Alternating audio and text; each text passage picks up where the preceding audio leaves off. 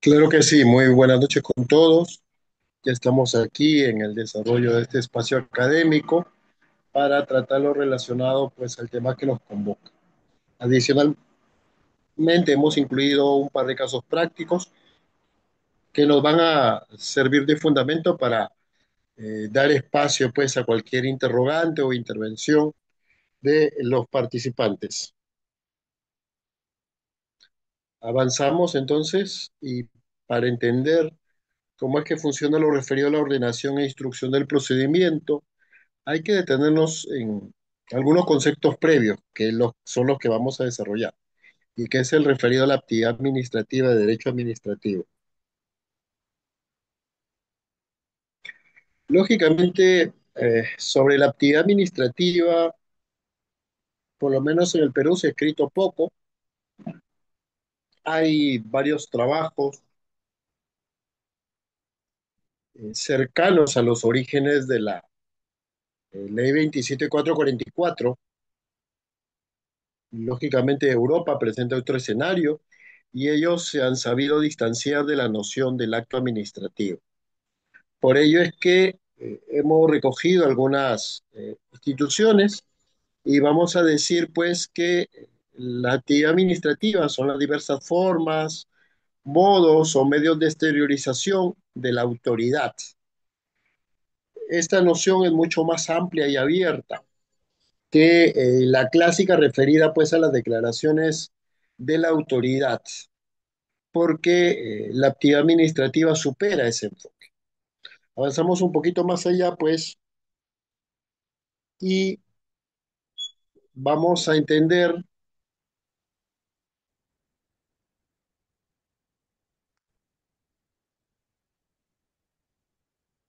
que esta actividad administrativa requiere un soporte que normalmente ha sido asociado a la idea de un procedimiento, entendido como los pasos, las secuencias que van a conllevar a la emisión de una decisión administrativa. Este procedimiento, pues, eh, constituye un eje importante, pero no el único, en lo que es el tratamiento de estas diversas expresiones de la autoridad administrativa. Avanzamos un poquito y podemos encontrar que puntual y específicamente la forma en cómo ha nacido la idea de la actividad administrativa a través de un procedimiento es porque en sus orígenes el derecho administrativo era un derecho práctico. No existía en realidad una teorización de la disciplina. Si nosotros hacemos un recorrido histórico, vamos a ver que los diversos trabajos de que se ligan al origen del derecho administrativo son investigaciones de carácter político. Los trabajos de Alexis de Tocqueville, los trabajos del profesor Sieyes, que participó pues en la Asamblea Nacional, entre otros muchos, no revelan sino que el origen del derecho administrativo es un origen político y se destaca pues por someterse a un constitucionalismo liberal en donde lo importante era limitar al poder que se iba y construir las bases para que no vuelva a regresar.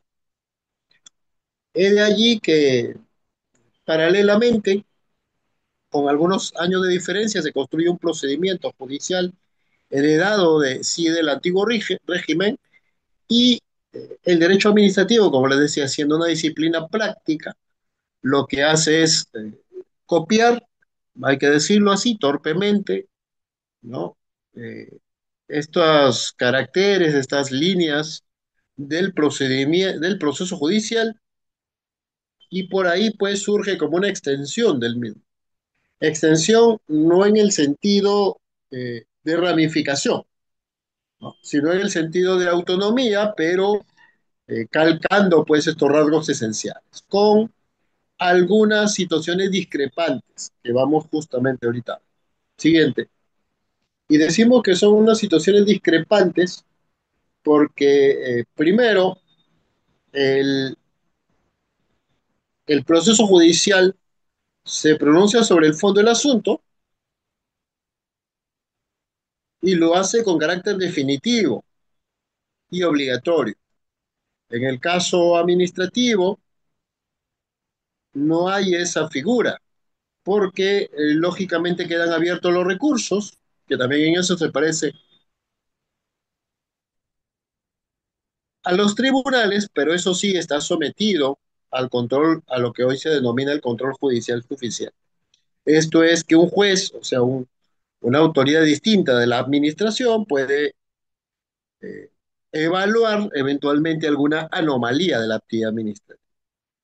No digo revisar en el sentido clásico o histórico, porque el juez también puede superar de alguna manera ciertas competencias no cubiertas por la administración, ¿no? Dentro de lo que se conoce como la plena jurisdicción.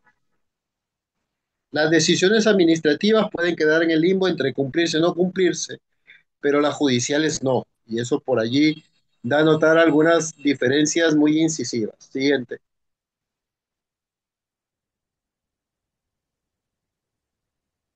Vamos un poquito más allá y vamos a encontrar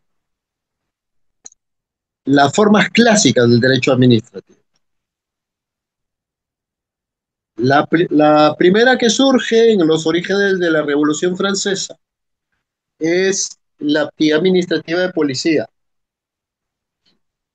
que se enfoca en la fiscalización y control de los particulares. Combina el cuidado que se tiene por el interés público y el principio de autoridad con las libertades de los particulares.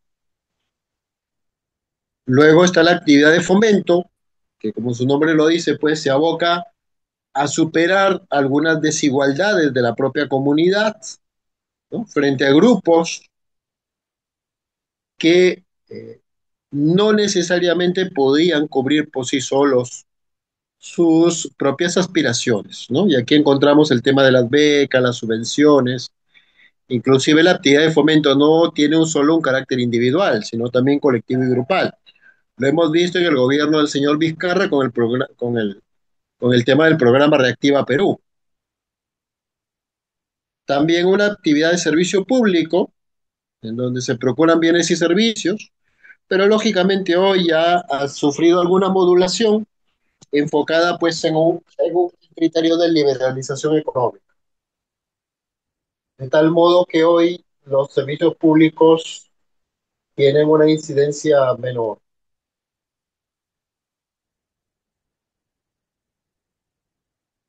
Siguiente.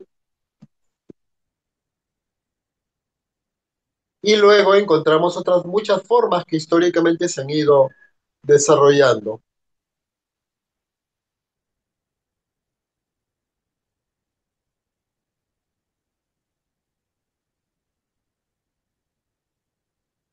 Aquí ustedes pueden ver un amplio cuadro de un conjunto de actividades administrativas que superan, como les dije, la noción de un mero procedimiento. La actividad convencional a través precisamente de los convenios, acuerdos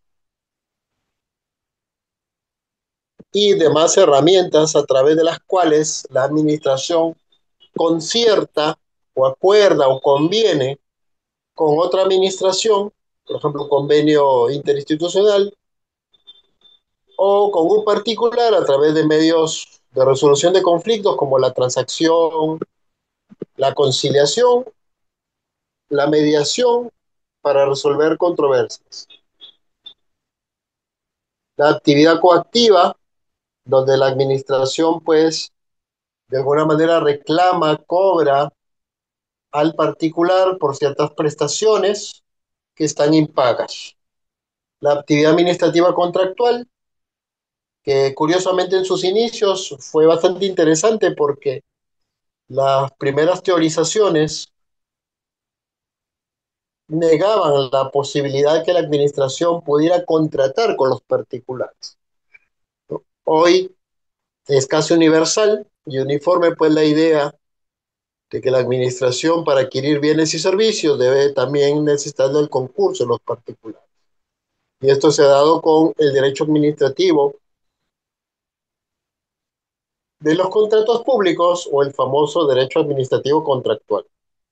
La actividad administrativa cultural, ahora pues en un mundo donde también gran parte del desarrollo económico de los países se da a través de las denominadas industrias sin chimeneas, esto es el turismo, y que lógicamente pues tiene un amplio elenco referido a la protección de lugares arqueológicos, la protección de áreas naturales, en los entornos paisajísticos en las propias ciudades y otros muchos aspectos, ¿no? Que cuidan el carácter esencial de una ciudad o un lugar específico. La actividad administrativa innovativa, que es la que permite pues que la autoridad pueda cambiar el, el, el, las cosas, ¿no? Las decisiones sancionadoras, las autorizaciones, las concesiones, las subvenciones, los permisos, las licencias, las comunicaciones, todo ello fortalece pues esta actividad administrativa innovativa. La actividad administrativa planificadora, que es precisamente el manejo del uso adecuado del suelo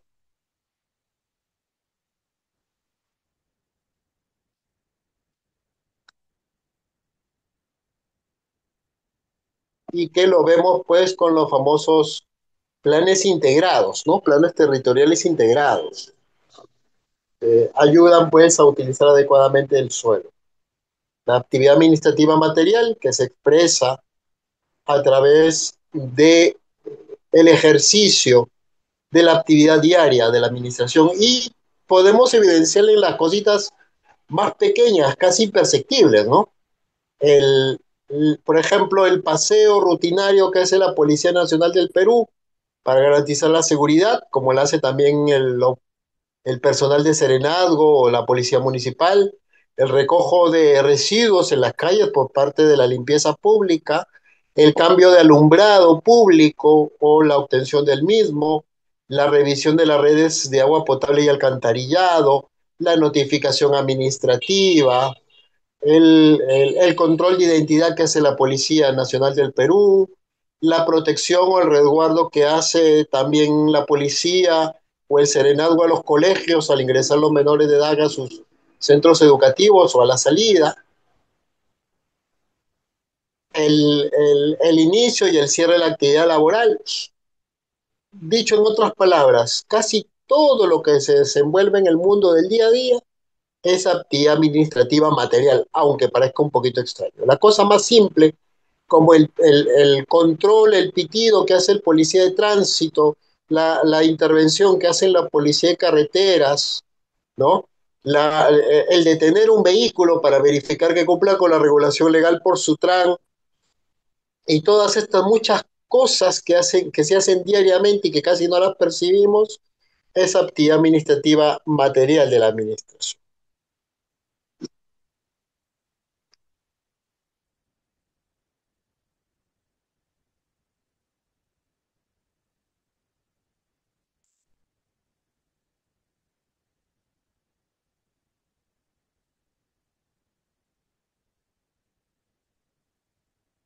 También la actividad expropiatoria, que ya es bastante conocida, que simplemente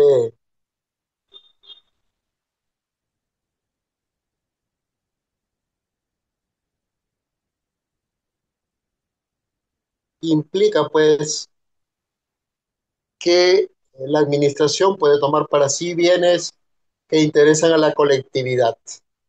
Siguiente.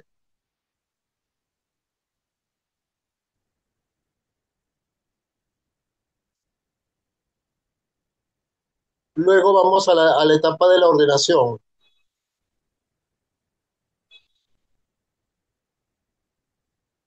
que va a implicar precisamente el uso de diversas técnicas con el propósito pues, de encaminar las peticiones de los particulares y se expresa a través de diversas figuras.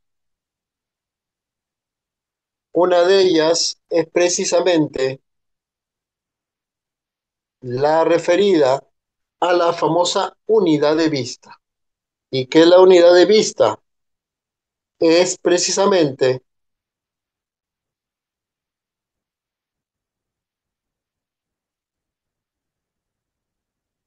es precisamente el cuidado y desarrollo que tiene la autoridad para promover un procedimiento administrativo. La unidad de vista es una institución que no la percibimos, nuevamente digo, porque se expresa en permitir que los procedimientos puedan desarrollarse de la mejor manera, para que quizás podamos tener una noción de cómo funciona la unidad de vista, podríamos utilizar una comparación con el proceso judicial. Cuando uno plantea una demanda, lógicamente hay un siguiente momento, un siguiente paso que es su calificación. Luego de ese paso, en caso haya sido aceptada o admitida, viene el siguiente paso que es la contestación de la demanda. Luego de la contestación puede venir la audiencia de conciliación y luego la de pruebas, luego un informe oral y luego la sentencia.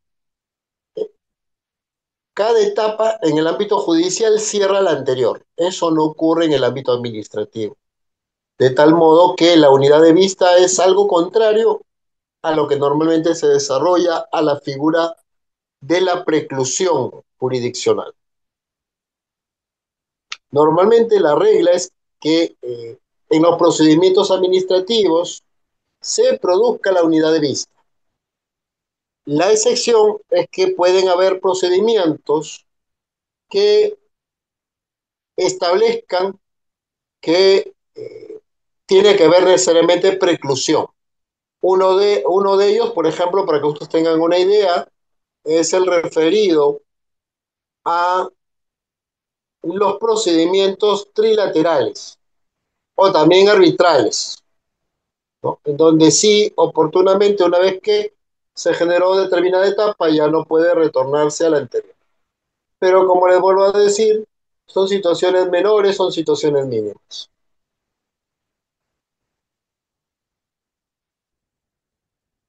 Siguiente.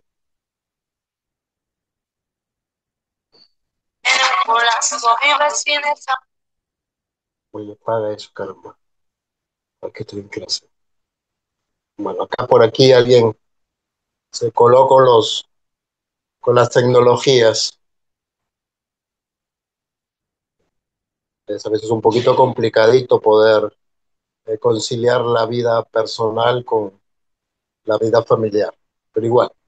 Bueno, retrocedemos un poquito, creo. Se nos fue una diapositiva.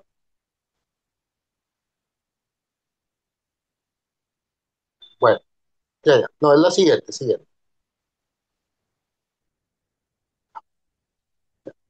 Uno de los temas que siempre resulta interesante en lo que es la ordenación del procedimiento es lo referido a la tutela cautelar administrativa.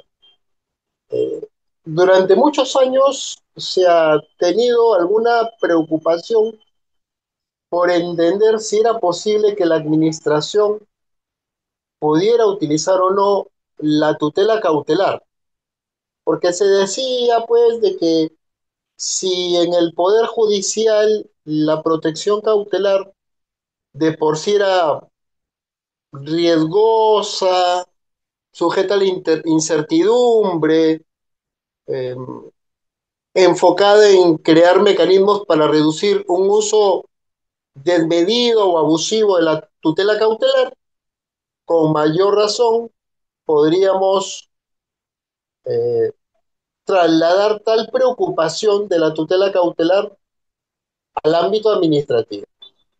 Y como normalmente, pues, la actividad administrativa ha sido una actividad proyectada, especificada, casi inamovible, siempre sujeta al, a que todo iba bien, se ha generado cierta preocupación de si la protección cautelar puede funcionar con igual eficacia en el ámbito judicial que en el ámbito administrativo.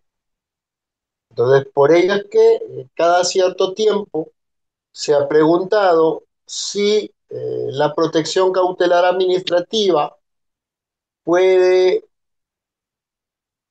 ser utilizada adecuadamente en sede pública.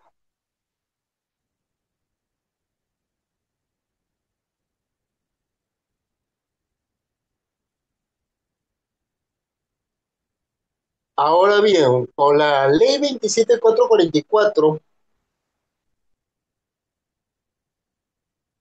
del año 2001 se ha cambiado el enfoque de que necesariamente, las medidas cautelares solamente sean patrimonio del Poder Judicial. Es por ello que se ha entendido que también las medidas cautelares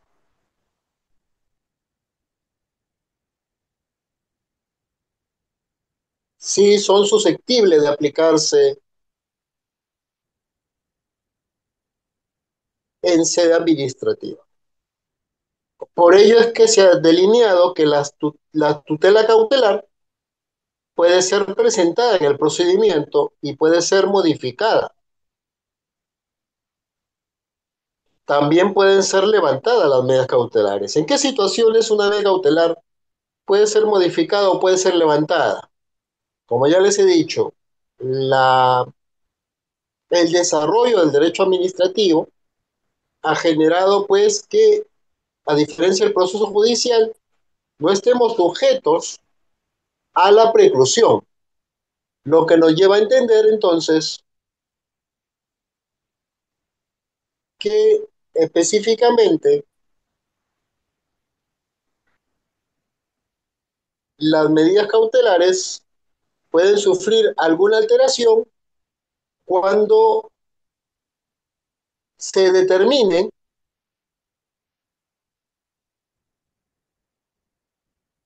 que no puedan eventualmente responder a su propósito.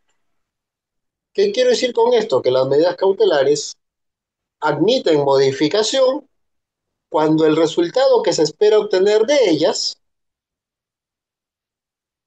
puede eventualmente no ser aquel que uno busca obtener con esa tutela cautelar, con esa medida cautelar. Este escenario es bastante interesante porque se entiende que normalmente las medidas cautelares administrativas se generan para obtener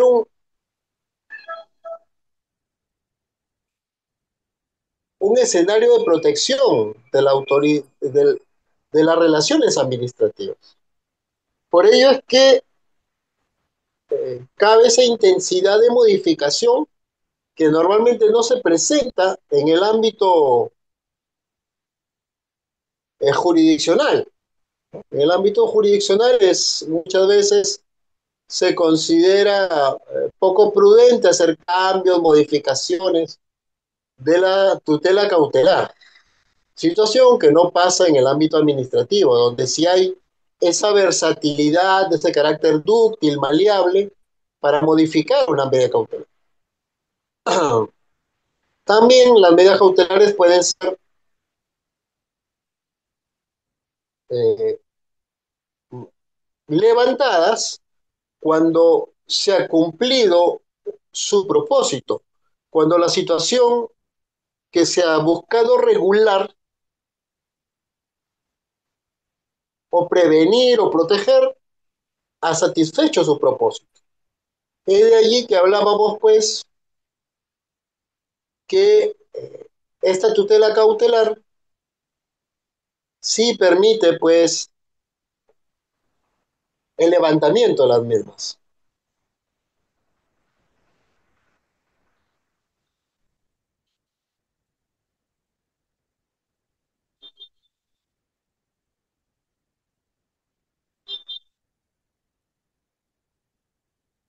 Ahora, Un aspecto que hay que tener en cuenta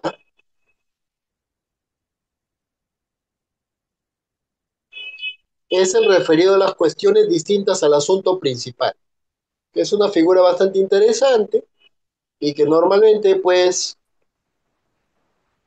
sirve para entender de que cuando el administrado plantea algún tema, algún pedido sobre un aspecto que no es el principal, este pedido, uy, me parece que se adelantó un poquito, retrocedamos un poquito más, por favor, todavía.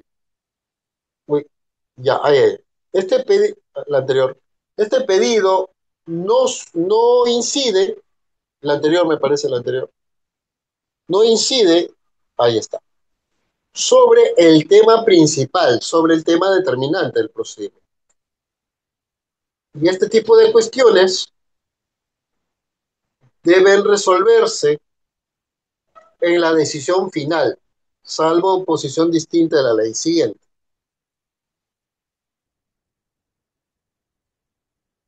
Siguiente.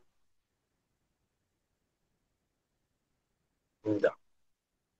Obviamente este tema de las cuestiones distintas al asunto principal requiere que se cumplan todas las actuaciones y diligencias de la etapa correspondiente al procedimiento.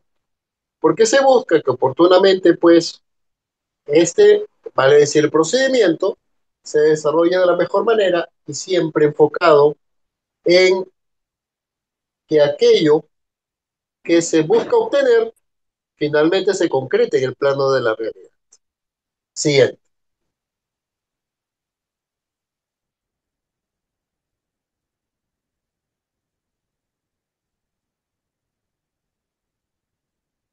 Siempre lo referido a las cuestiones distintas al asunto principal, hay que entender que uno de los problemas que arrastra esta figura es eventualmente la posibilidad de que la autoridad no pueda pronunciarse sobre el pedido que hace el ciudadano. En este sentido, la autoridad administrativa tiene que garantizar la continuidad de la actividad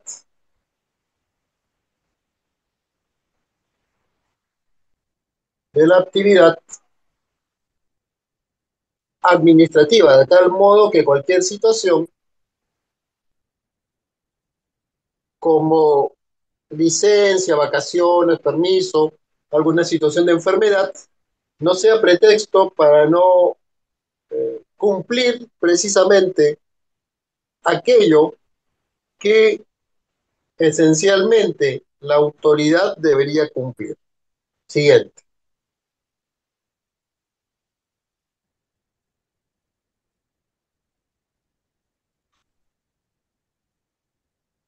La acumulación de procedimientos también es otro tema que es importante tener en cuenta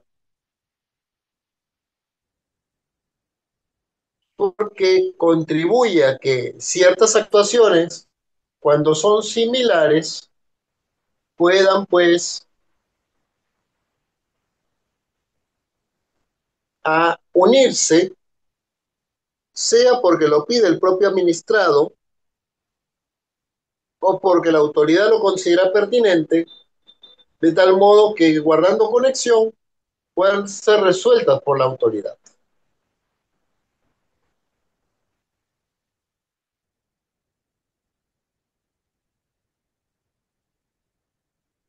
Siguiente.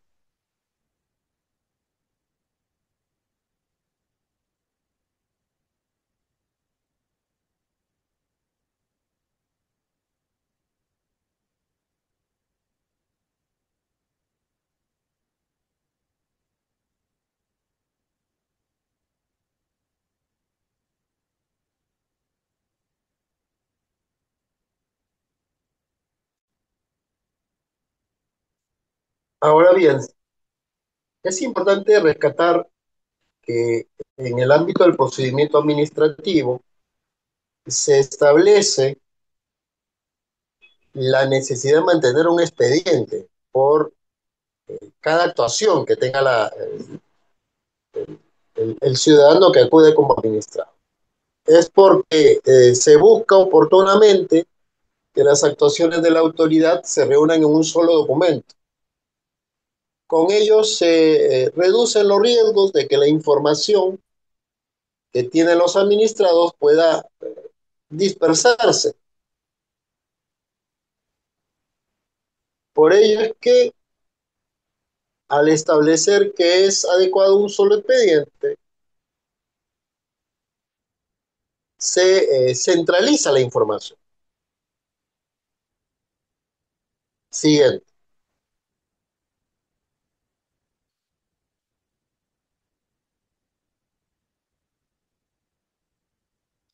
En lo que es la presentación externa de expedientes, lo que regula la ley 27444 es el cuidado que se debe tener para seguir el orden adecuado de los expedientes, de tal modo que inclusive el propio legislador establece que un expediente que acumula 200 folios obliga a abrir uno nuevo como continuación del anterior.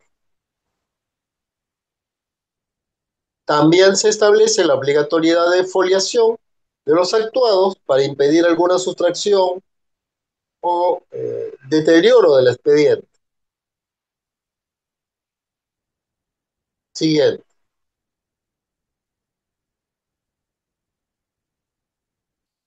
Vamos ahora al carácter intangible del expediente, que quiere decir de que no se pueden introducir enmendaduras, alteraciones, entrelineados ni agregados en los documentos, una vez que hayan sido firmados por la autoridad.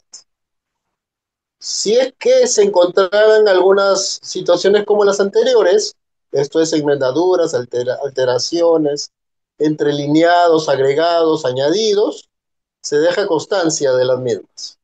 Y los desgloses, esto es retirar documentos originales porque lo pide el particular, pueden solicitarse verbalmente y son otorgados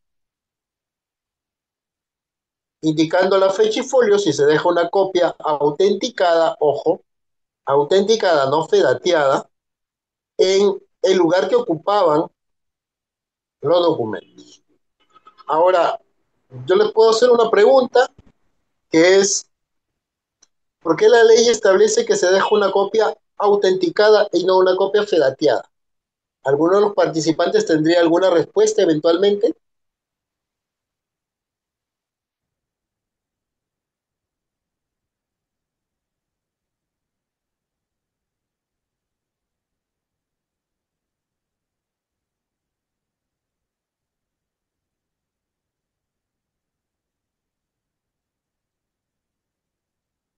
¿Alguien que quiera participar?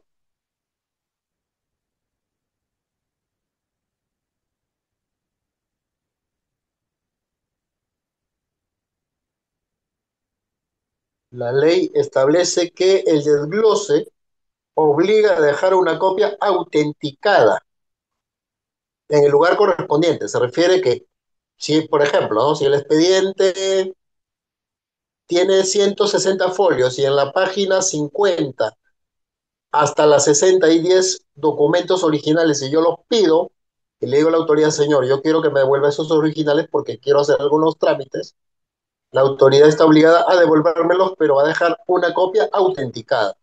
Y la pregunta para ustedes sería, ¿y por qué no una copia ferateada? ¿Alguien tiene alguna idea? ¿Alguien sabe por qué el legislador le ha puesto una copia autenticada?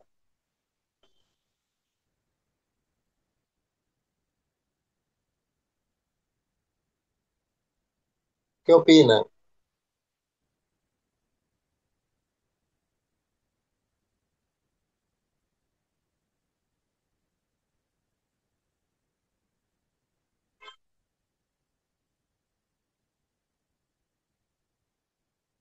Les voy a responder. La diferencia entre copia autenticada y copia fedateada es que las dos son físicamente lo mismo. O sea, no hay ningún elemento, algún dato que la haga especial, como más o menos para que ustedes me tengan una idea, ¿no? Como que yo compro una hoja bond o de color A4 y yo compro una hoja con escarchado, se me ocurre, o con dibujitos, o con figuritas, o con stickers. Entonces yo puedo decir, ah, este es diferente porque tiene, cuesta un poquito más porque tiene stickers. La copia fedateada, el fedateo, es una comprobación de o cotejo de una original, de un documento original con su copia, de tal modo que la autoridad da fe, por eso se llama fe dateado, datear fecha, fe datear es dar fe de un dato de la fecha, ¿ya? Fe dateado, el fe dateado funciona al interior de la entidad. Fedatear un documento, yo me voy con mi partida de nacimiento y me fedatean el documento. Y esa copia fedateada, o sea, la que están dando fe, sirve en la entidad. Si yo fedateo un documento en la RENIET, ese documento, esa copia, no el original, por supuesto, sirve en la RENIET. Si yo fedateo un documento en la Municipalidad del Callao, ese fedateo sirve en la Municipalidad del Callao. Si yo autentico, ¿y qué es la autenticación? La autenticación es una actuación material donde es similar al fedateo, porque no hay nada de novedoso. ¿Dónde viene la diferencia entonces, Alberto? En que la autenticación me va a servir para que la copia autenticada, o sea, de cotejo del original con un documento auténtico, me sirva para otras instituciones. Yo, por ejemplo, puedo irme a la municipalidad y autentico mi partida de nacimiento. O autentico, se me ocurre, mi partida de matrimonio. Y esa copia autenticada la puedo utilizar en otra institución. Esa es la diferencia entre fedatear y autenticar, ¿ya? Para su conocimiento. Ojo que eso es muy difícil encontrarlo en un texto, en un libro que te explique, ¿ya? Siguiente, siempre dentro de lo referido a la intangibilidad del expediente, vamos a establecer que las entidades, bueno, ahora con la tecnología, pueden pues utilizar estos medios que existen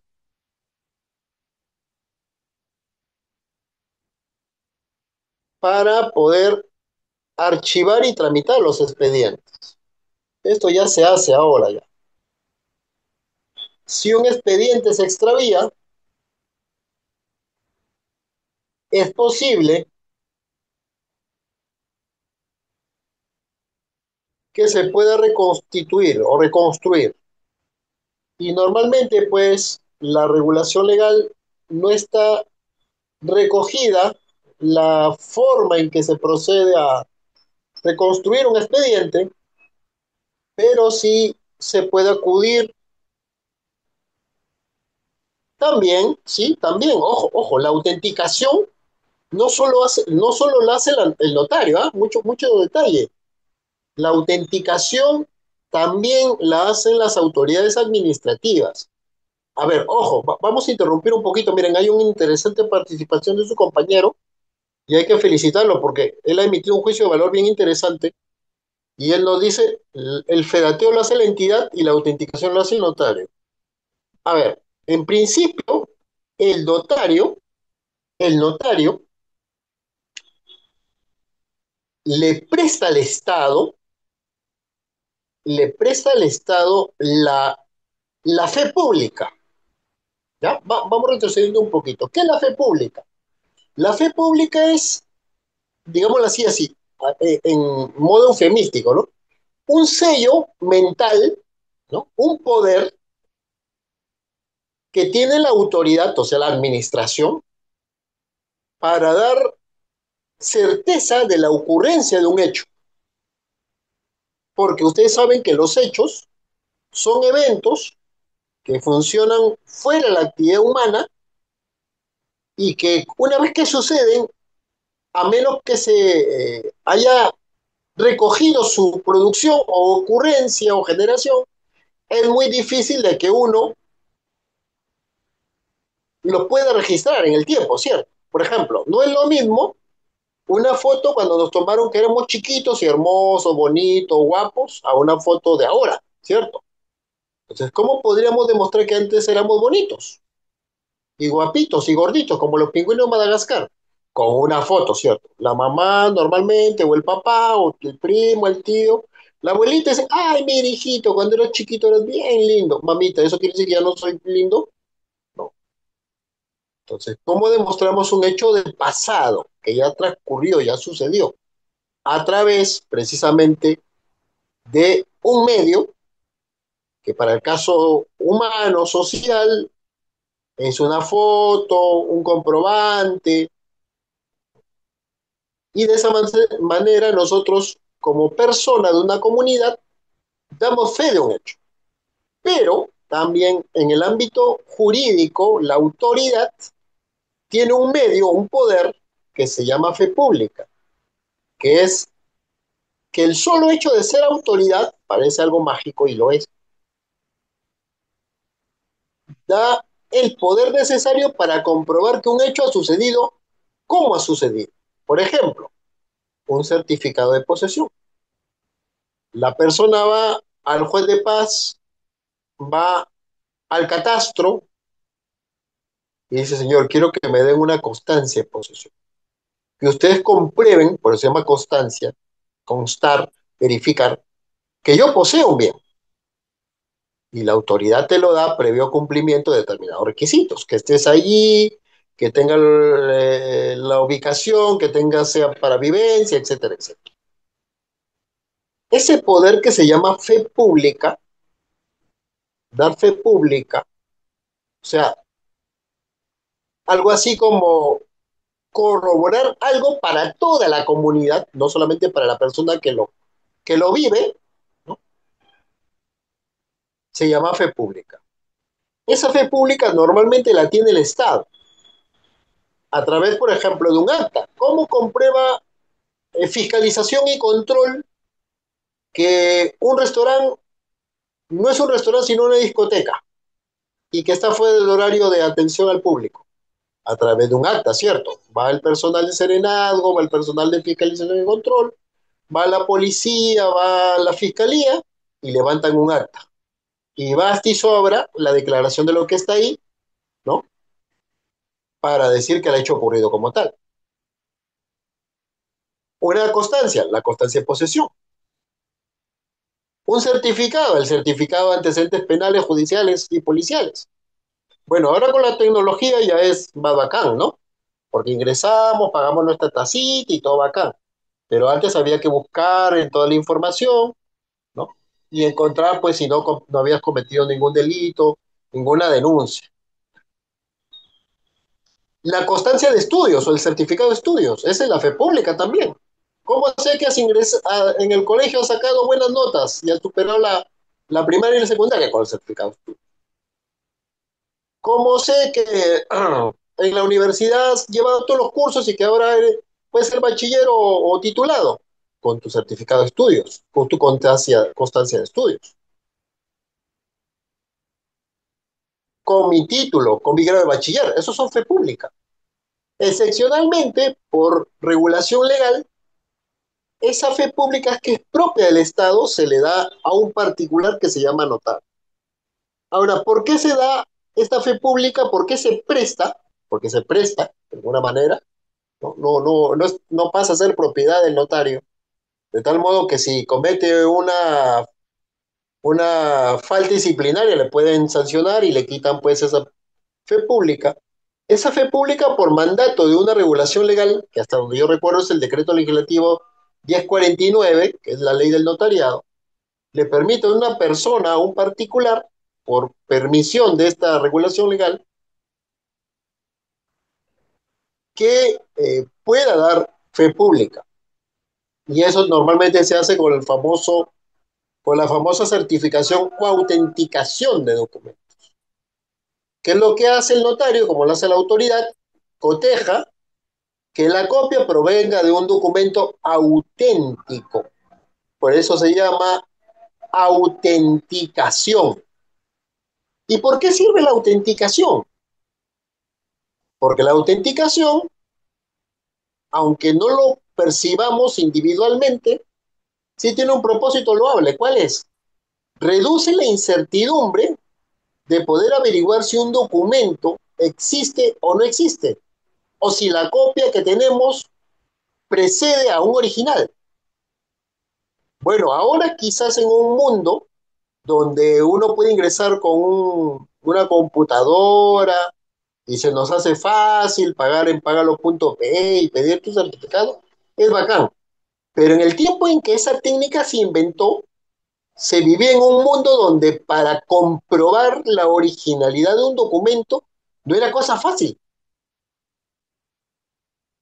No era que, ay, ahorita agarro mi bus o mi colectivo, mi combi y me voy a la municipalidad y verifico. Señor, disculpe, ¿este documento es igual a este? Sí. Ah, ya, ok, gracias. Pero vivíamos en un tiempo donde moverse de un lugar a otro no era fácil.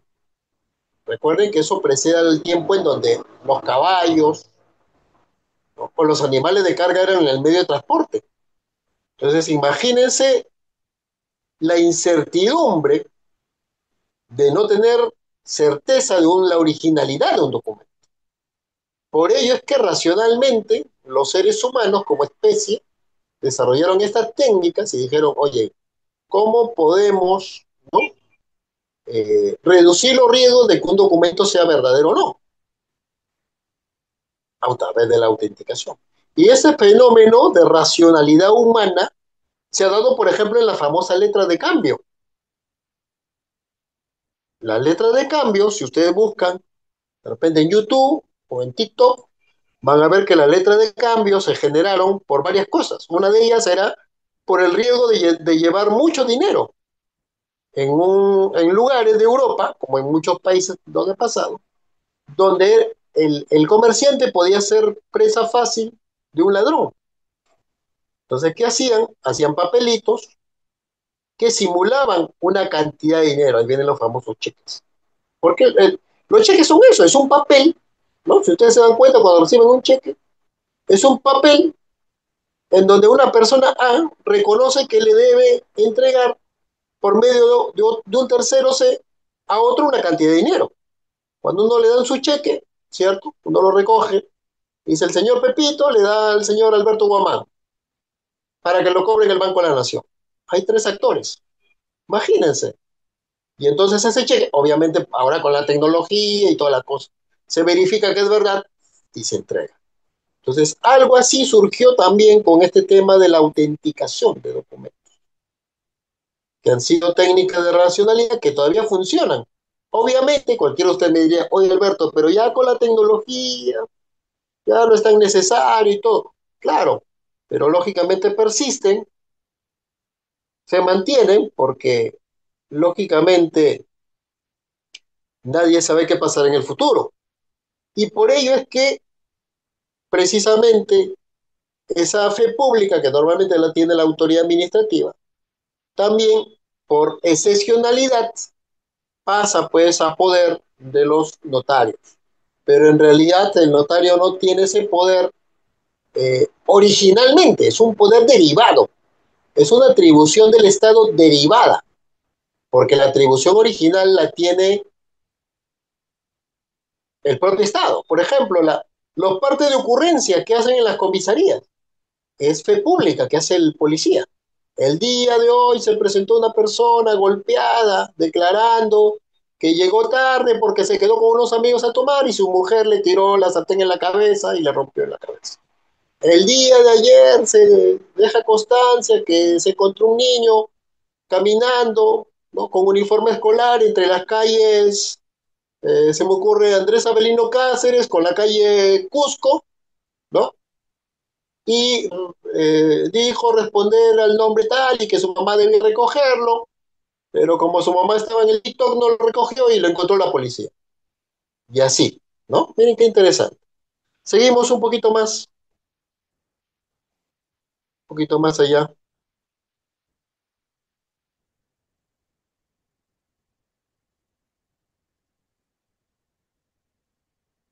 Seguimos.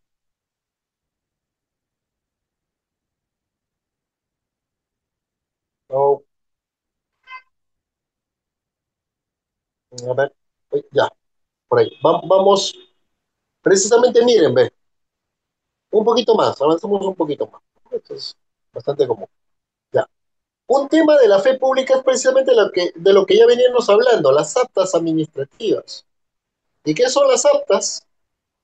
Son los documentos, el soporte formal que permite demostrar,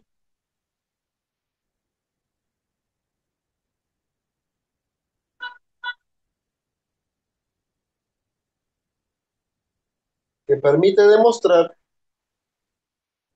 ciertas ocurrencias, como declaraciones de administrados, testigos, peritos, terceros administrados, y se documentan de esta manera a través de un acta. El acta debe indicar el lugar, la fecha, los nombres de quienes están participando en el acta, por qué es que se dé el acta, o sea, el acta tiene que responder a un objeto de la actuación administrativa. Y otras circunstancias, ¿no? Por ejemplo, el nombre de terceros, si está participando la policía, si está participando la fiscalía,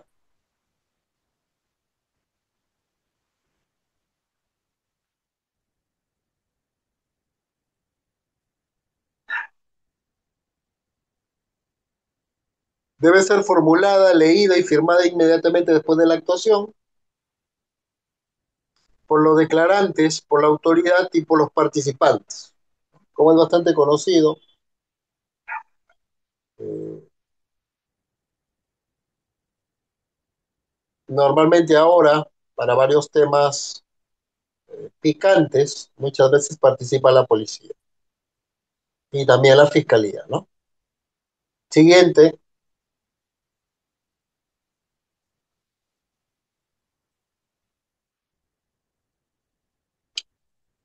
los administrados pueden dar fe, certeza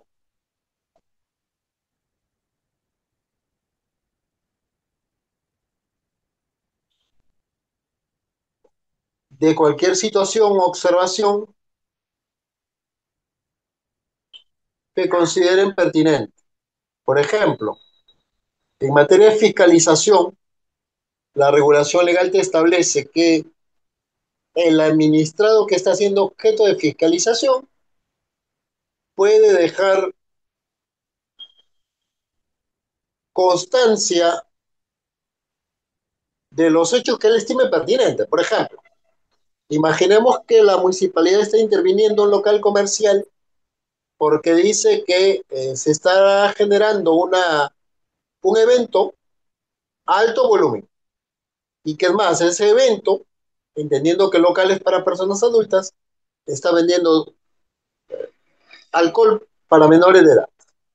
Entonces, el gerente, el administrador, el dueño del negocio puede dejar constancia de si en realidad,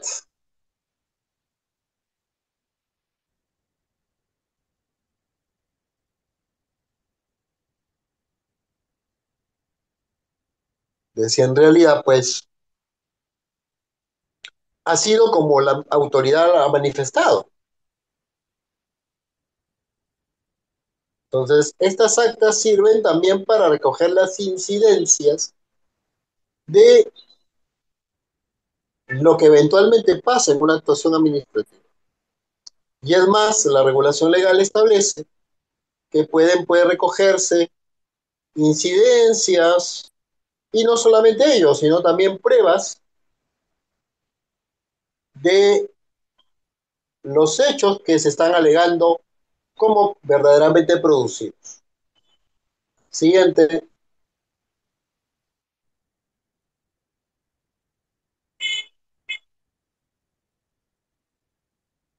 queja por defecto de tramitación. Vamos a decir que esta es una herramienta muy importante porque ayuda a resolver conflictos, problemas, diferencias que muchas veces la autoridad no las ha resuelto de la mejor manera. Conforme ya se les decía, el inicio de un procedimiento administrativo es un mecanismo para que el ciudadano obtenga aquello que está pidiendo a la administración.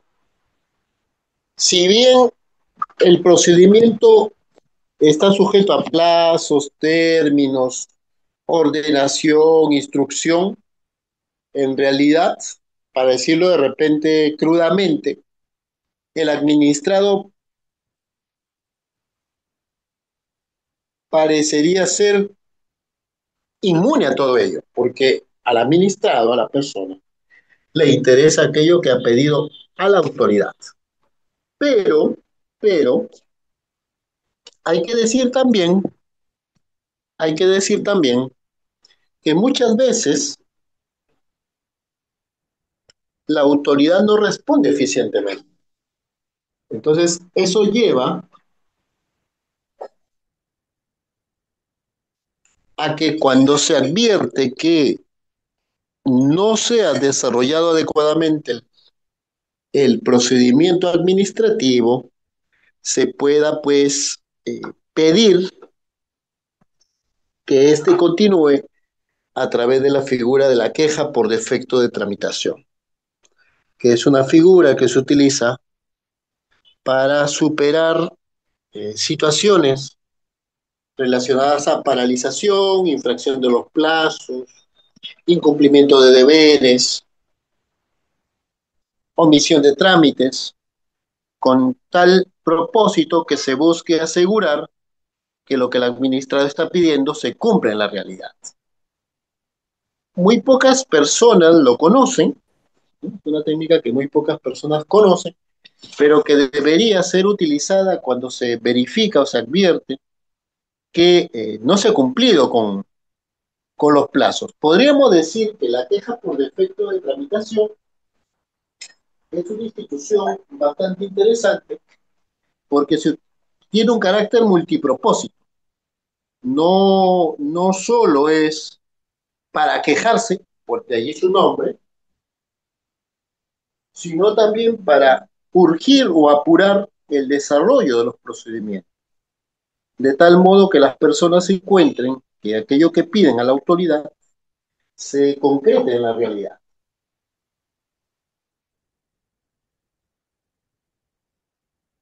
Siguiente.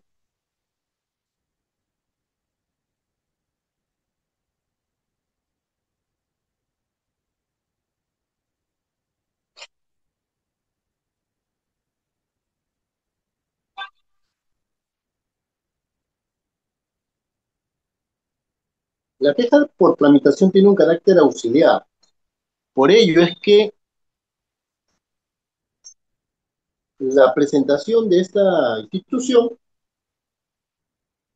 no va a suspender el procedimiento originario, o sea, el procedimiento respecto del cual se está quejando.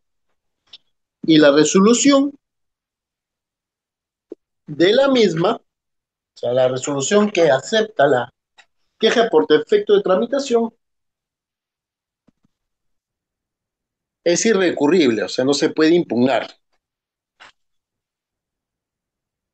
Ahora, una de las medidas que se ha regulado es que la autoridad quejada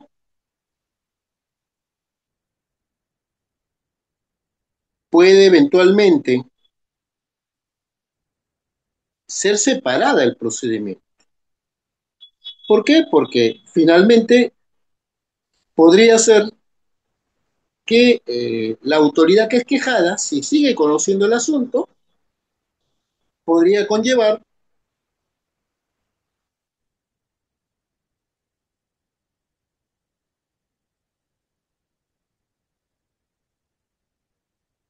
podría conllevar a que resuelva en contra del administrado. Entonces es por ello que la ley ha establecido que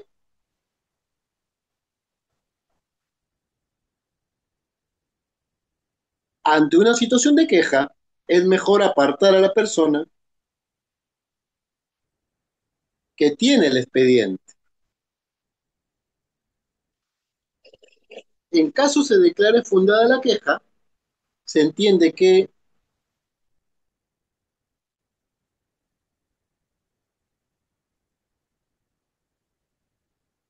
la autoridad va a tomar las medidas correspondientes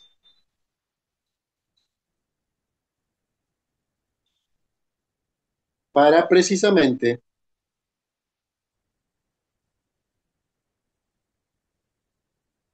superar los problemas que han generado esta queja por defecto de tramitación.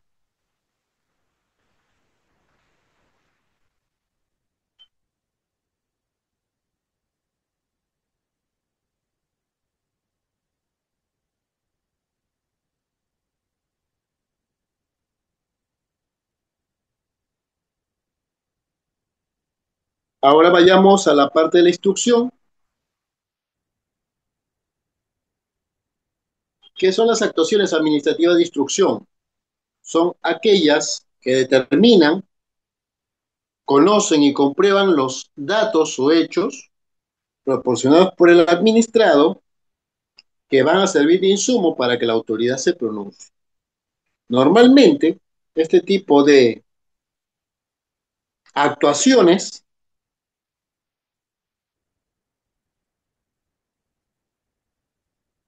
se realizan por la propia autoridad, no es necesario que el particular le pida a la autoridad que se cumpla.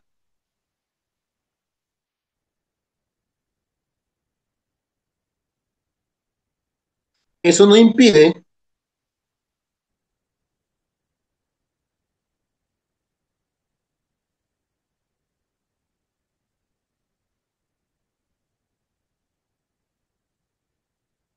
eso no impide que el particular, si le interesa aquello, pues, relacionado al procedimiento, pueda proponer actuaciones probatorias.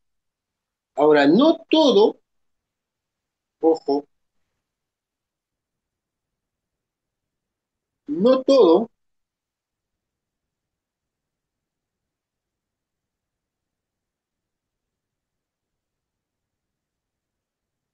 debe realizarlo la autoridad. Si el propio administrado, si el propio administrado conoce cuáles son las deficiencias del procedimiento, si el propio administrado se ha dado cuenta qué se necesita para que adecuadamente se resuelva el procedimiento, lo más idóneo es que él pueda proponer qué actuaciones se pueden realizar con el propósito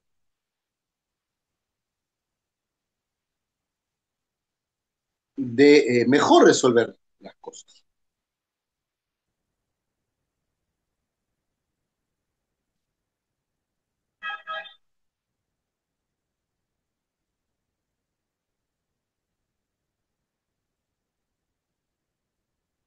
Ahora, es importante también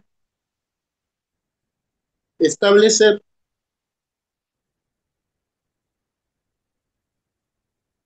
que la figura de acceso al expediente administrativo es muy importante, porque va a implicar una inmediación, una cercanía del administrado con la autoridad. El acceso al expediente no es solamente es una técnica de vinculación física o sensorial, si queremos decirlo. También, de algún modo, satisface la exigencia de publicidad que reclama toda actuación frente a la necesidad de hacer conocer las decisiones de la autoridad administrativa. Por ello es que cabe dejar establecido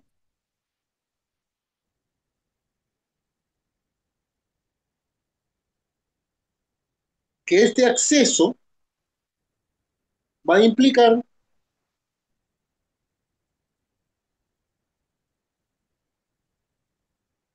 una amplia posibilidad de tener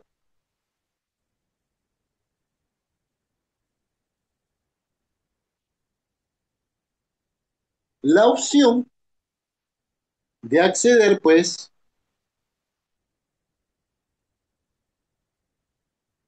a documentos, antecedentes, estudios, informes, dictámenes y cuanto documento sea necesario. Ojo que el acceso al expediente tiene mucho que ver con el carácter de inmediación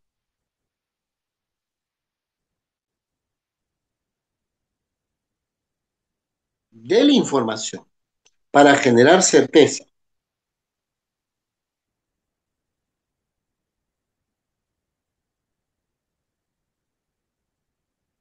Eso es muy distinto, eso es muy distinto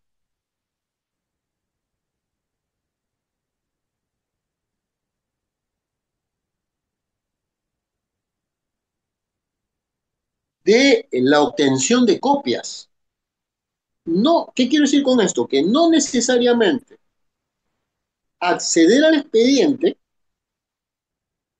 va a conllevar a obtener copia del mismo inmediatamente. Y es más, no se debería entender que el no tener copias inmediatas del expediente va a conllevar a establecer que se está denegando el acceso al expediente.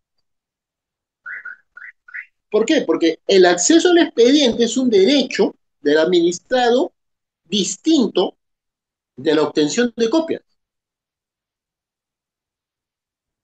Por ello es que en el periodo de pandemia, si ustedes recuerdan un poquito,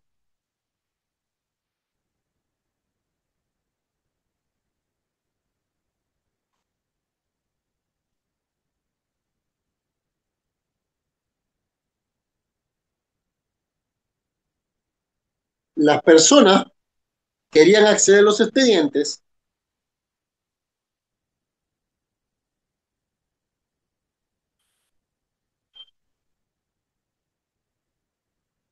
pero se les decía que tenían que pagar sus copias. Pero también con el mundo tecnológico, muchas personas, si ustedes recuerdan, tomaban fotos. Entonces se generó una incertidumbre de si las fotos estaban autorizadas y si las fotos podían servir como un entendimiento de obtención de copias. Y en un primer momento se dijo que las fotos, al reproducir el documento, obligaban pues a que se condujera esto por acceso a la información.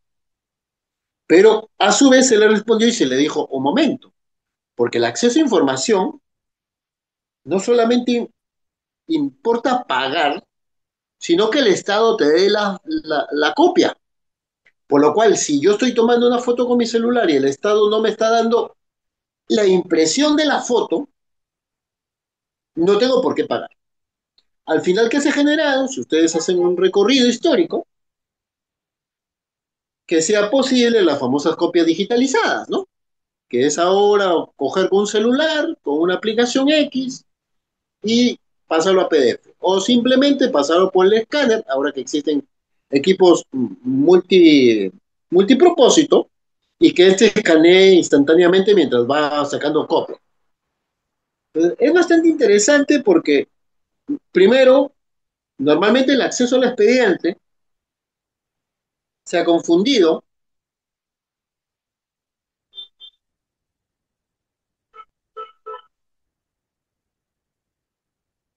con la obtención de copias. Y muchas personas dicen, no, pero si yo estoy solicitando acceder al expediente y quiero mi copia ahorita, deben dármela. Y tengo el expediente a la mano y por ende no debo pagar. Pero así no funciona. Eso ha llevado, inclusive, si ustedes se acuerdan, a que, por ejemplo, la Fiscalía de la Nación haya regulado la obtención de documentos digitalizados, ¿no? Documentos en copia, porque también hay que ser sincero, si implican una actividad humana, el identificar un expediente, el sacarle copias, el escanearlo, también tiene una cuantificación económica. Si tú te vas a la copiadora más cercana, la chica no te va a decir, oye, ya, dame 10 céntimos, ¿no? Como antes. Oye, no es así. Lógicamente, el acceso al expediente tiene algunas limitaciones de carácter constitucional y legal, que son aquellas vinculadas a la intimidad personal o familiar. Por ejemplo, el acceso a un expediente de una menor de edad adoptada, pero que ha sufrido una violación, o ha sufrido maltrato físico o emocional o psicológico. Entonces yo digo, oye, por acceso a la información, yo estoy pidiendo que me digan, que me faciliten los expedientes de adopción administrativa. Pero en uno de esos, la administración dice, este no te lo puedo dar porque es un tema de una menor de edad que sufrió un hecho nocivo de carácter penal y por ende no te lo puedo dar.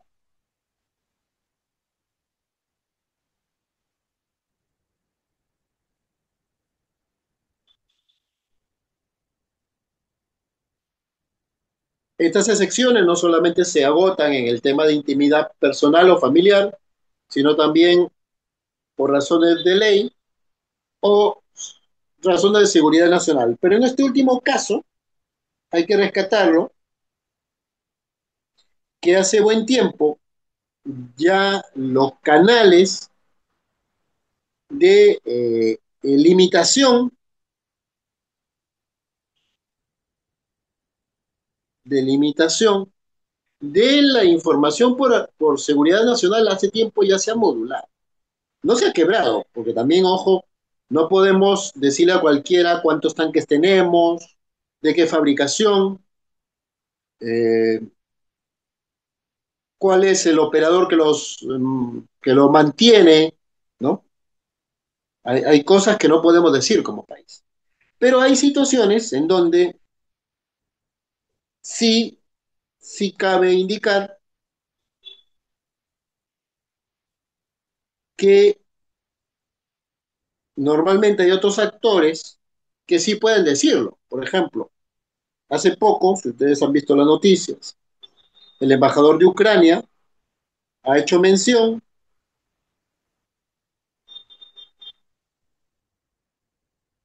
que el Perú eventualmente habría o pudo haber comprado un avión que ya era de segunda mano cuando se entiende que debía ser, ¿no?, sin ningún uso. ¿Por qué? Porque ahora lo que buscan los estados es la transparencia para poder demostrar que la publicidad es la nota esencial de la actividad administrativa.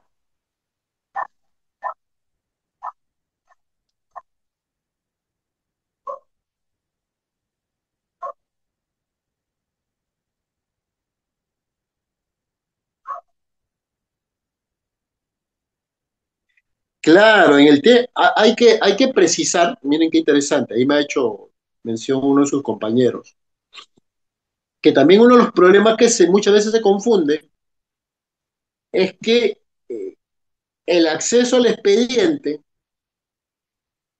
tiene un carácter intuito persona, o sea, es a la persona. Una cosa es que la persona, yo, ustedes, cualquiera, independientemente de que seamos abogados o no, acude a acceder a su propio expediente. Y otra cosa es que el abogado o la defensa técnica vaya a acceder al expediente. Lo que por práctica se prevé es que cuando una defensa técnica, porque ustedes saben que hay que evaluar un expediente antes de tomar una decisión de asumirlo o no, es acudir precisamente con la persona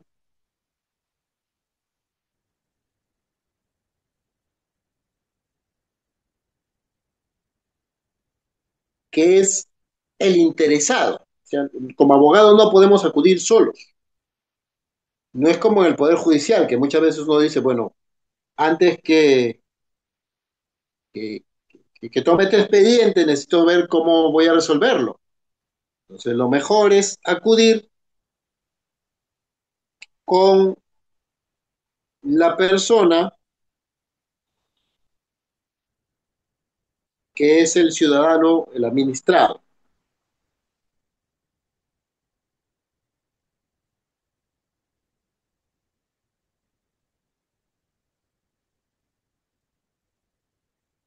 También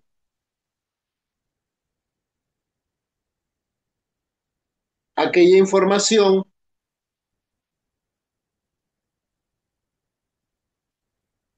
protegida por el secreto bancario, tributario, comercial, está limitada dada su trascendencia. Uy, todavía.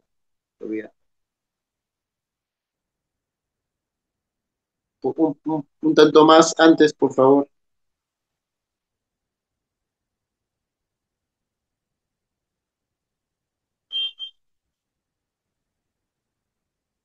¿Por qué? Porque lógicamente la incidencia de lo que en su eventualidad se pueda,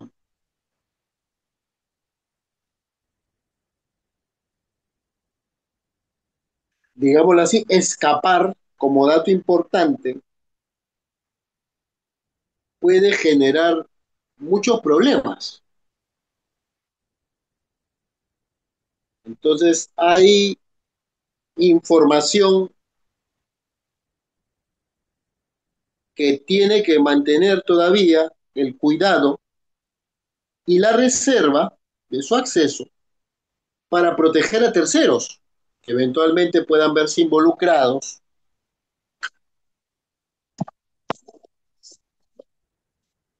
con la exposición de esta información. Por ejemplo, aquí hablaríamos de procedimientos vinculados a patentes en materia de propiedad intelectual, que si bien han sido resueltos por la autoridad, también es que contienen información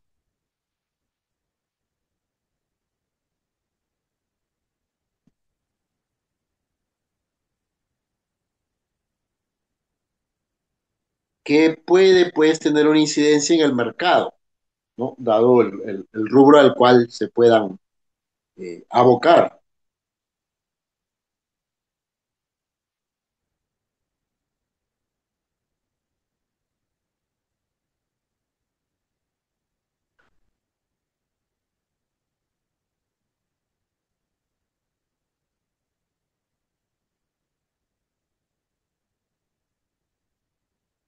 Lo que la ley establece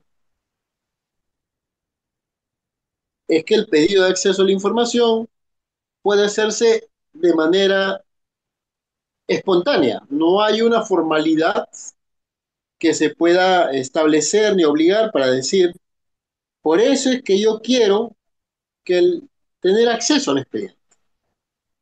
¿Cuál es la idea?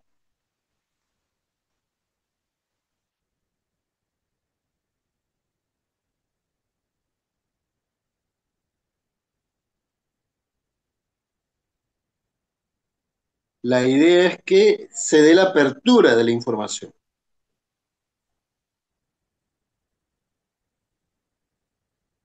Lógicamente,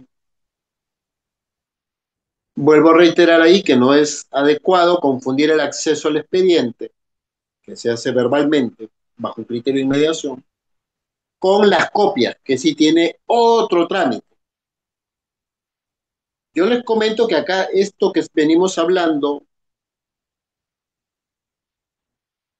esto que venimos hablando, no ha recibido el mismo tratamiento en España. En España se han generado un conjunto de investigaciones bastante interesantes frente a los problemas que ha tenido su regulación legal para poder determinar que una cosa es acceder al expediente y otra cosa es tener copia del mismo. Aquí en nuestro país, bueno, hemos tenido más los pronunciamientos del Tribunal Constitucional que nos han aclarado estos temas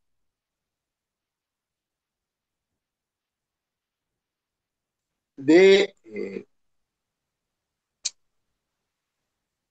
frente a este tipo de escenario. Y ojo que el acceso al expediente, sí, vamos a establecer precisamente que en este tema del acceso al expediente ya reconocíamos pues que no hay que confundir el hecho de acceder al mismo con la obtención de copias. También se les comentaba que oportunamente en el tiempo de pandemia hubo algunos problemas para entender cómo es que se podía tener acceso al expediente y asimismo a poder pues obtener las copias del mismo. Por ello es que se ha señalado que en realidad el acceso al expediente abre espacio para comulgar con el derecho a copia del mismo, dado que, como se les venía señalando, por largos años se ha entendido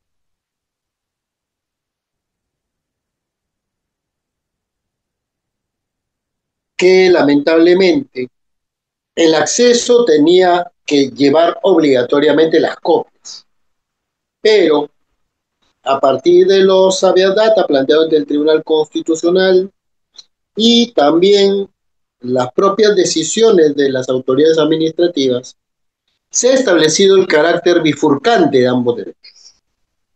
Quizás por un tema de economía o asociación mental, se ha entendido que el acceso al expediente va a llevar necesariamente al acceso a copias. O sea, se ha confundido la actuación humana, material, de acceder al expediente, de proporcionar el acceso. Se ha entendido el derecho de tomar nota del mismo con el derecho de obtener esas copias. Y esto pues ha generado un escenario de tensión, un escenario incómodo, en los que al parecer se fusionaban irremediablemente ambos derechos, reduciendo pues las posibilidades de que se pudiese contar equivocadamente, abrir solo paréntesis,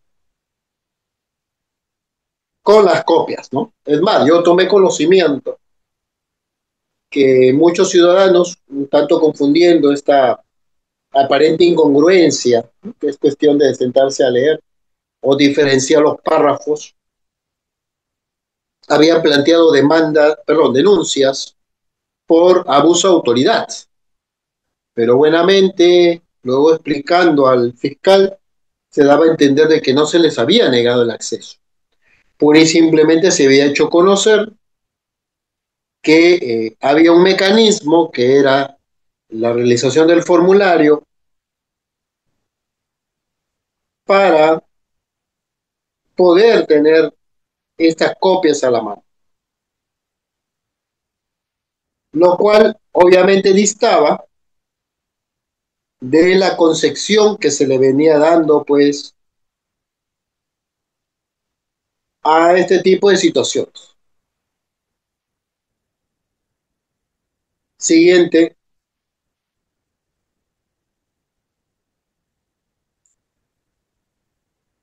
un poquito más allá, vamos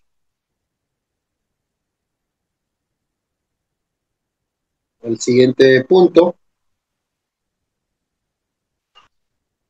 Ya, a ver, las alegaciones. Las alegaciones, aun cuando no han recibido tratamiento en la literatura científica peruana, por lo menos, sí conservan un espacio bastante interesante en lo que es el ejercicio de este tipo de derechos. Y digo ello porque en realidad los derechos nacen como reacciones históricas y sociológicas frente a determinados contextos. Y uno de ellos, precisamente,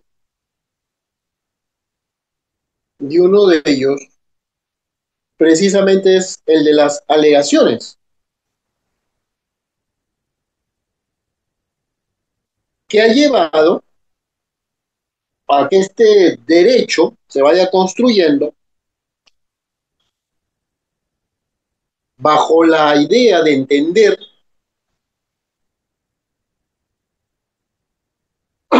de que el administrado puede gozarlo en cualquier momento, con la condición de no hacerlo cuando la autoridad resuelve. Digo esto porque puntualmente es el derecho a las alegaciones nace a partir de experiencias en las que en el plano tributario y sancionador se ha buscado, se ha buscado que su ejercicio se haga como una ritualidad. Básicamente, en este tipo de procedimientos, resalto los sancionadores y los tributarios, se decía que cuando un administrado había presentado en el momento correspondiente sus pruebas para resolver una determinada situación, bastaba y sobraba, bastaba y sobraba la sustentación que había hecho el administrado y que a través de la petición o del momento en que se le había permitido participar. Y que lógicamente una vez que ya había participado ya no había momento por el cual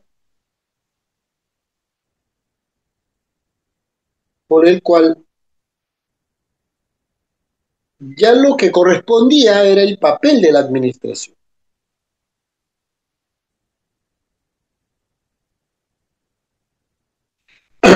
Entonces, eh, los tribunales dijeron que una alegación que no solamente se agota en la expresión de argumentos, sino que una alegación que abre espacio para el ofrecimiento probatorio es una fórmula tuitiva del particular.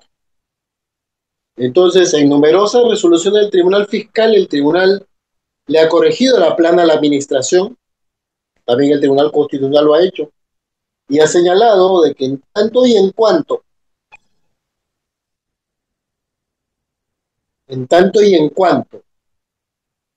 hay esa posibilidad anterior a que resuelva la autoridad,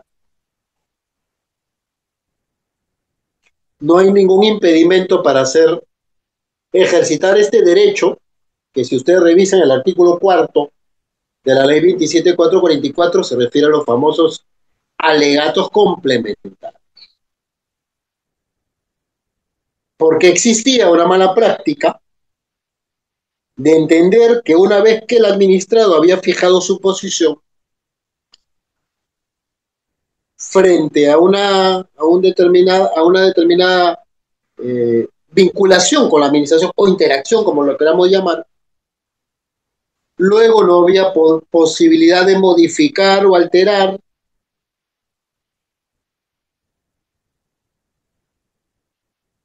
lo que ya el mismo administrado había establecido. Por ello es que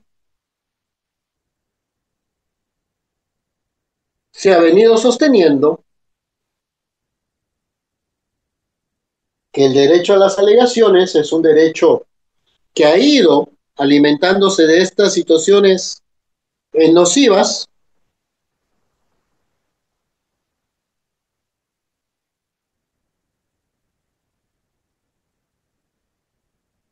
Y finalmente,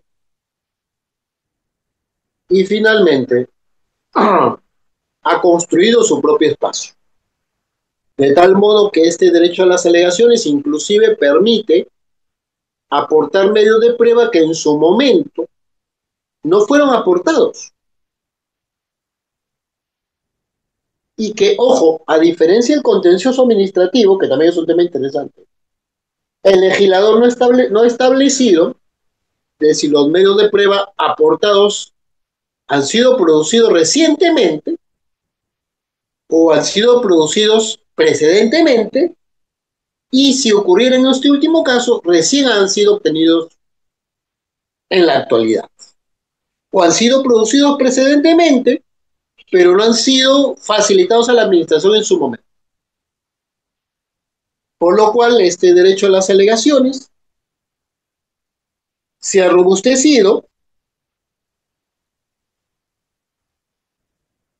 dinámicamente para permitir que sea una herramienta favorable a la administración. Siguiente. Ahí tenemos, uy, ya, no pasamos. Ahí tenemos dos casos prácticos que me gustaría desarrollar, que son los siguientes. Juan Pedro desarrolla la actividad de comercio en la vía pública. En diversas ocasiones la municipalidad le ha pedido el retiro de su negocio. Esto es que viene usando la vía pública. Sin embargo, él, como toda persona, gana su economía con una actividad informal. Un rato está, otro rato no está, pero viene una nueva gestión municipal, que es lo que casi siempre sucede en la realidad, y le inicia un procedimiento sancionado. ¿Qué alegaciones podríamos sustentar para defender a Juan Pedro? Acá es el momento en que ustedes tienen que participar. A ver, los escucho y yo retroalimento. No es solamente que los voy a escuchar y ya, sino los voy a retroalimentar porque quiero que mejoren en relación a este tipo de información, de conocimiento. Alguien, por favor, que lo haga espontáneamente, que quiera participar espontáneamente.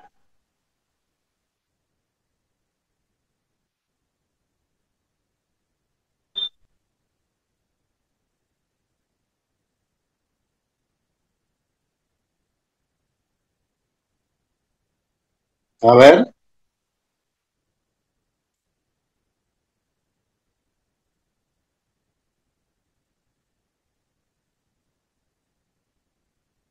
este tipo de eventos son para un poquito desarrollar algunas ideas.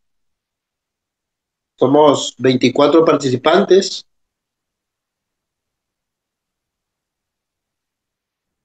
Alguien que tenga algún conocimiento, que tenga alguna idea.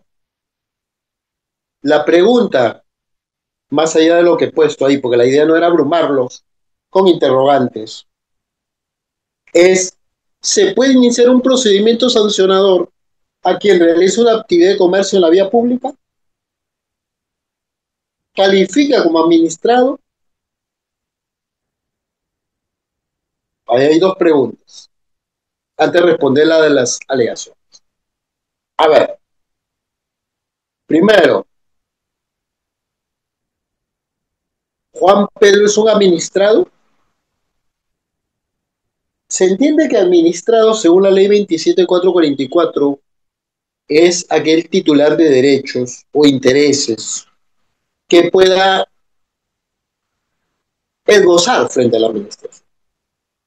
Como es bien sabido, el comercio informal o el comercio ambulatorio es una realidad no solamente peruana, sino de Latinoamérica. Y es más, mucho más. Más allá de lo que nos venden con la etiqueta de informalidad latinoamericana o informalidad peruana, lo cierto es que si uno se va a Estados Unidos, a España, a Francia, a Italia, también hay comercio ambulatorio. ¿Y por qué es que se sataniza el comercio ambulatorio en Latinoamérica, porque responde al hecho de entender de que la informalidad, de que hay, perdón, me corrijo, de que hay cierta resistencia a entender que la informalidad no necesariamente tiene que ser vista con malos ojos, sino que la informalidad es una cultura que coincide con la cultura de la formalidad. Los economistas, yo siempre he estado muy en desacuerdo con los economistas, que son muy planos para calificar la realidad. Es más, justamente escribí hace algún tiempo un tema de informalidad, pero con relación al personal del Estado, y pude analizar de que en realidad la informalidad no es como nos vende la economía de que es algo malo, y que el ciudadano que vende productos en la calle lo hace porque quiere desafiar al Estado, que es una narrativa neoliberal muy cruda, muy impersonal, muy inhumana. La informalidad es un mecanismo que tiene el ciudadano para poder interpretar las reglas estatales de modo tal que pueda subsistir con ellas.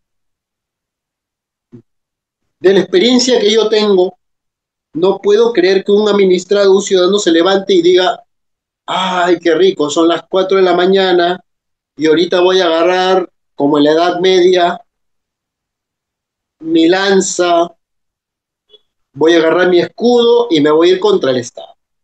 Ningún ciudadano que hace comercio ambulatorio piensa así. Un ciudadano que se levanta a las 3, 4 de la mañana, el que carga bultos, el que trae las papas, el que trae las cebollas, el que descarga las zanahorias, no está pensando en convertirse en enemigo del Estado. Está pensando en cómo desarrollarse, cómo llevar el pan a su casa. Como es lógico, no todas las personas tenemos acceso a los medios que favorecen la formalidad. Abro y cierro paréntesis, lo cual nos permite denotar que el problema no es la informalidad como tal, sino los mecanismos que podrían eventualmente eh, hacer flexible la incorporación de lo informal a lo formal. Cierro paréntesis. De tal modo que esa persona está pensando, pues, en cómo va a ser para llegar a fin del día, ni siquiera del mes, ni de la quincena, como los trabajadores formales, entre comillas, que también vivimos una formalidad precarizada, más aún en el sector privado, y también en el sector público, abrir cero paréntesis, sobre esto último escribí un paper, cero paréntesis, y este administrador dice, voy a hacer lo que pueda dentro de lo posible, y realiza una actividad económica. Ese ciudadano es un administrado, porque está ejerciendo el derecho, los derechos fundamentales a la libertad de empresa y libertad de trabajo, que implican, según el Tribunal Constitucional, la manera o el medio como uno elige realizar un trabajo.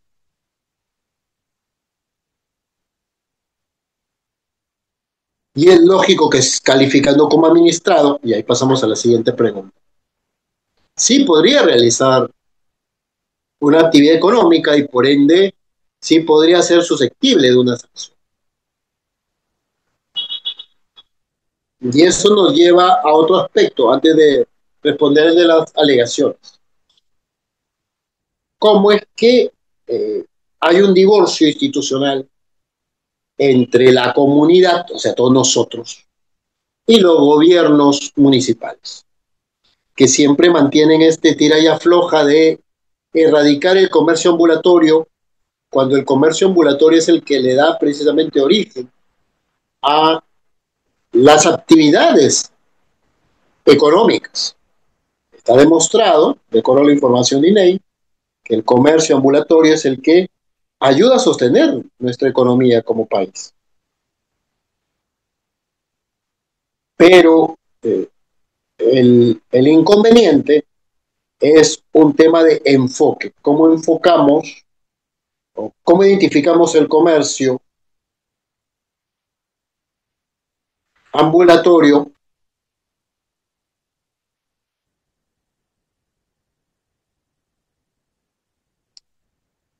para hacerlo más flexible, para hacerlo susceptible de actividad. Entonces, en el procedimiento sancionador que se puede iniciar,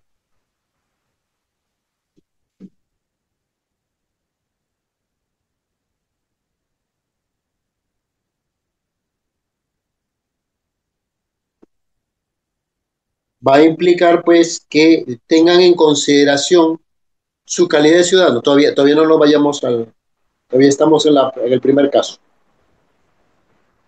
Uy, a ver, volvemos por favor. Ya, ahí. Estamos en Juan Pedro. Entonces va a iniciársele un procedimiento sancionado. Le van a tener que imputar el tipo de infracción,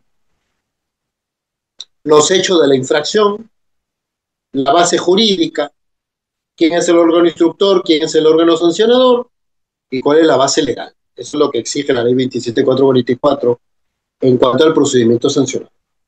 Ahora, si ustedes fueran la defensa técnica de Juan Pedro, lo primero que tendrían que desarrollar es que el comercio ambulatorio es expresión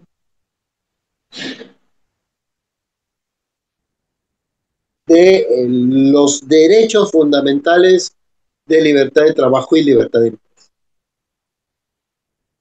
Y que si bien estos derechos se ejercen de acuerdo a ley, lo cierto es que se presentan contingencias que no siempre van a permitir que las personas cumplamos con la necesidad de poder contar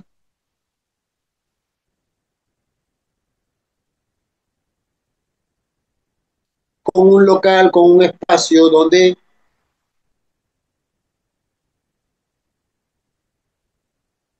podamos pues ejercer este derecho.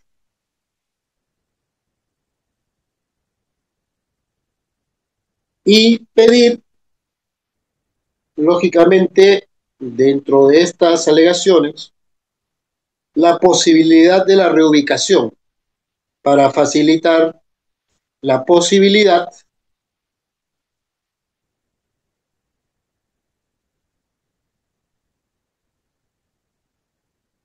de que se pueda desarrollar este tipo de actividad.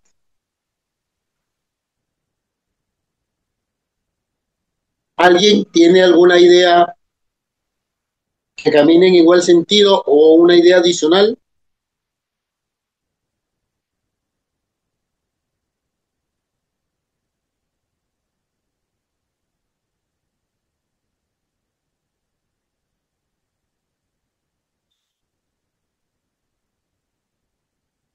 Mientras van pensando, vamos al caso 2. Con eso cerramos.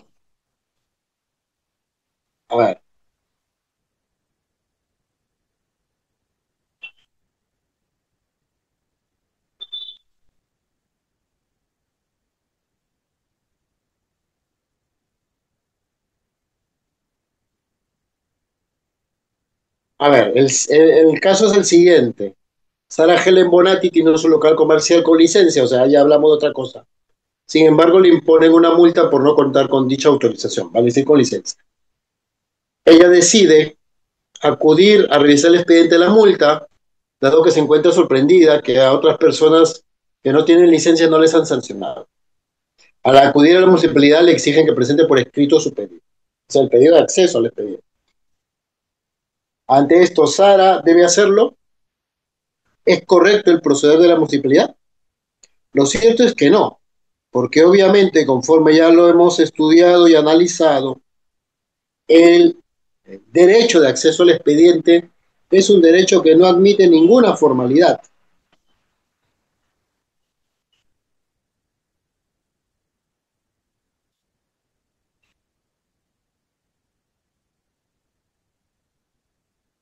Por ello, se debe entender de que el proceder de la institución municipal no es el más adecuado,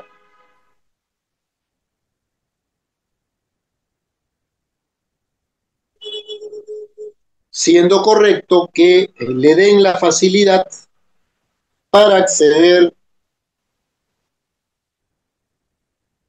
al expediente sin más formalidad que su sola presencia e identificación como administrador y en este caso pues como ciudadano al cual le han impuesto una multa.